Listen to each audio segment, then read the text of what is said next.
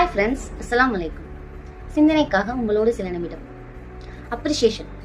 Appreciation அப்படிங்கிற ஒரு வார்த்தைக்காக நம்ம எல்லாத்தோட மனசும் இயங்கிக்கிட்டு இருக்கு.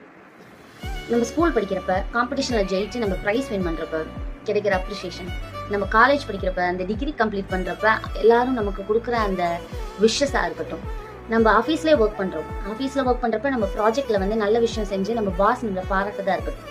இதுல நமக்கு என்ன தெரியுது? அப்ரிஷியேஷன் அப்படிங்கிறது நமக்கு கிடைக்கிறப்ப நம்ம ஒரு செயலை செய்யறதுக்கு அதிவேகமாக செயல்படுவோம். எக்ஸாம்பிள் எடுத்துக்கோங்க, நீங்கள் ரொம்ப டிப்ரெஷனாக இருக்கீங்க, உங்கள் ஃப்ரெண்ட் கால் பண்ணி எல்லாம் சரியாக போயிடும், ஒன்றும் பிரச்சனை இல்லை விடு அப்படின்னு சொல்லி நமக்கு சொல்கிறாங்க. அந்த சமயத்தில் உன்னால் நான் ரொம்ப ஃப்ரீயாக ஃபீல் பண்ணுறேன் அப்படின்னு ஒரு சின்ன அப்ரிஷியேஷன் அவங்களுக்கு கொடுத்து பாருங்க.